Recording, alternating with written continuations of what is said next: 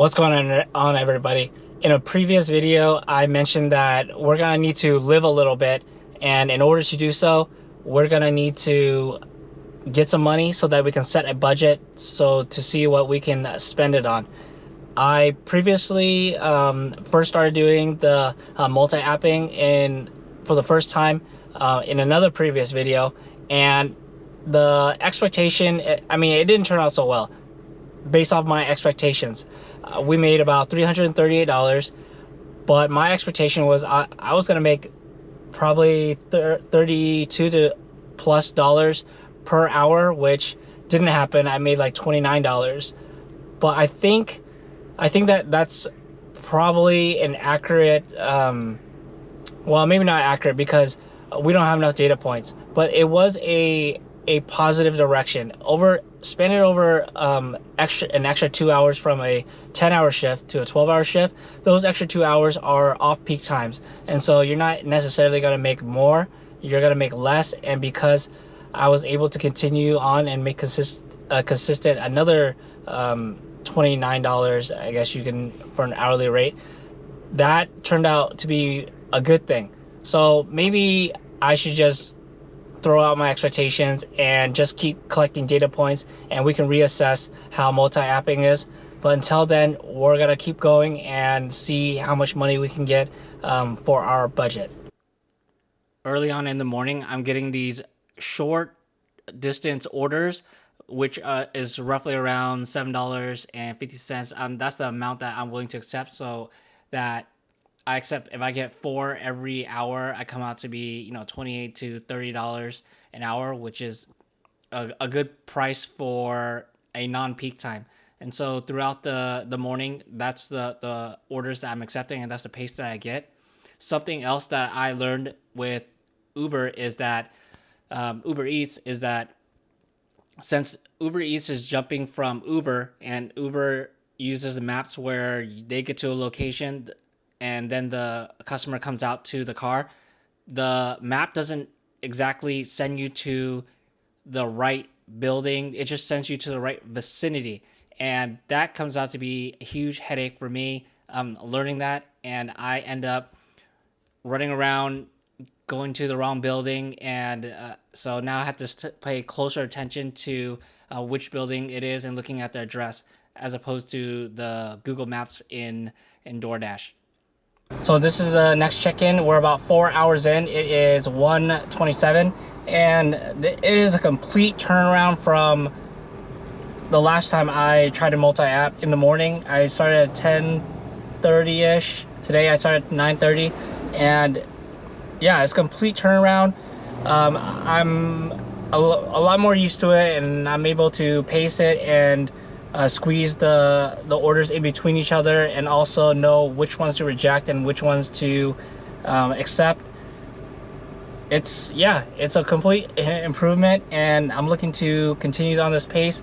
It's about the peak time of the lunch rush, so I'm not gonna do too much filming, but I should be raking in all the money.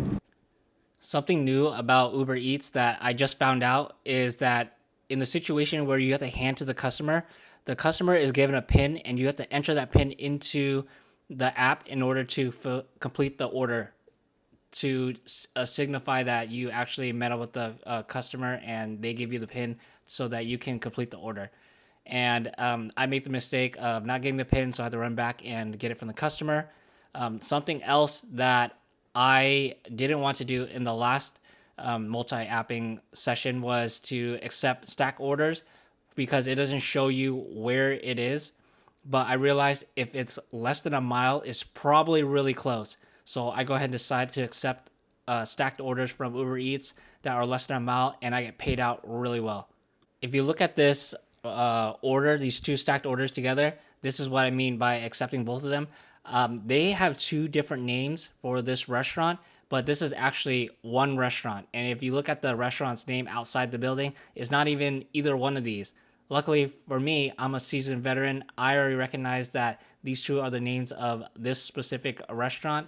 And because of that, I'm able to just go to one location, pick up both orders, and deliver it. So it is 5:24 and we're 8 hours in. We're doing pretty good. I took an hour, half an hour break or so just to recuperate. The pace was actually going way faster, and I had to decline a stack order for $20 because I was getting beat.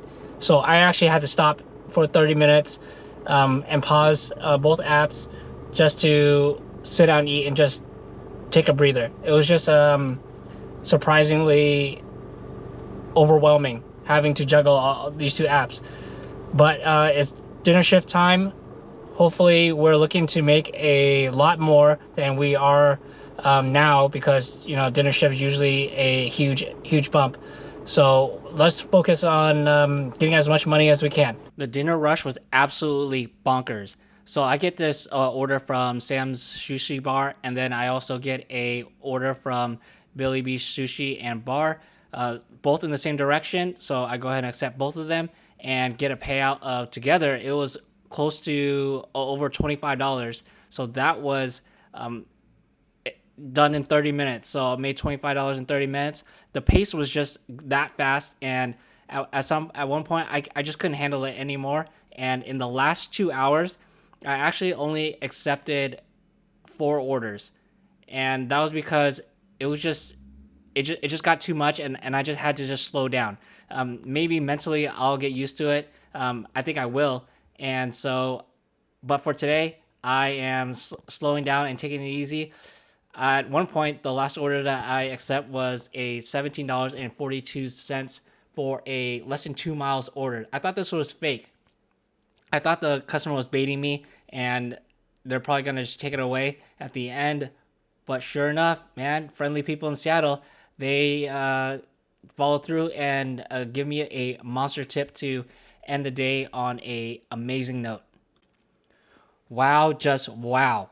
What a crazy turnaround. So to check our budget recap, for the day we made $182.38 off of DoorDash and $225.75 off of Uber Eats.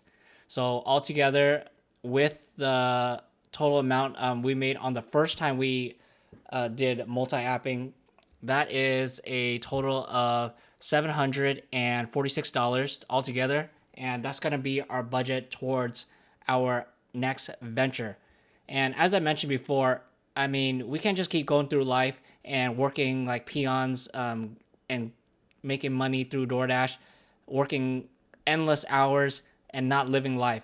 So we're going to use this money and we're going to use it towards one of the greatest experiences that we can give ourselves, and that is through traveling. Traveling is one of the greatest experiences that we can offer ourselves.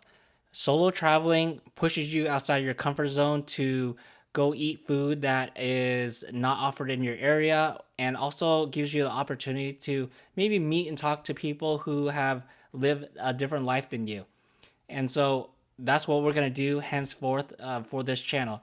Every month we're going to get a budget and we're going to travel to a different city so that we can give ourselves this experience and live life to the fullest.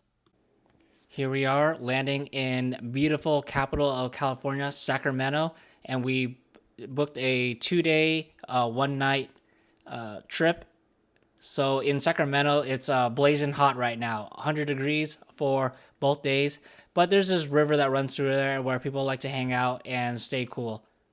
After checking into our room, we head over to the Golden Road Brewery. So Sacramento is known for their craft breweries. So of course we gotta try out a couple of spots. In terms of where I stayed as close to the downtown's area as possible. That way everything is walking distance. Like 10 to 15 minutes walking. And I also have the option of taking a scooter or a bike. That way I can save money and not spend too much money on ride sharing. So we go ahead and order our first meal here. So something else to note is I budgeted for 5 meals, and I decided to eat breakfast at home to save money on a meal. That way we can splurge a little bit more on the other meals when we're here. So we have our first meal. We get a delicious spicy chicken sandwich, and to go along with one of our craft beers, we go ahead and get a West Coast IPA. And of course, it feels like I'm drinking the West Coast sun.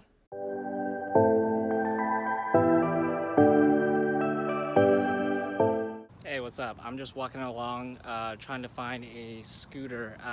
The one that I parked by my Airbnb. Someone took it. I checked 5 minutes ago. It was there, and now someone's jacked my scooter. I have reservations at 8:30. Good thing I came out a little early to check, and now I gotta walk 10 minutes to the next scooter. So that's unfortunate, but I won't be late to anything, and it's actually kind of breezy. I really enjoy walking around the neighborhood. So nothing wrong with that. Just gonna enjoy the walk. Something else Sacramento is known for is their farm to fork restaurants. There are a bunch of these restaurants, and Sacramento actually prevents a lot of fast food restaurants in the area, so there's not a lot of those. There's probably not any at all. And they have a festival every year to promote this kind of eating. And so we have dinner at Cannon, where I ordered a delicious lamb with this wonderful pita bread. Following that, I normally go out and experience the nightlife, but there was a shooting the weekend before, and I got scared. And it's not because I didn't have the budget to do so. The next day, I know I mentioned that we budgeted for 5 meals, so that includes a breakfast and lunch the second day, but I wasn't hungry, so I decided to just get brunch and then head over to Urban Roots Brewery. And they have these mist things to keep people cool in this blazing hot heat, and we enjoy our beer outside.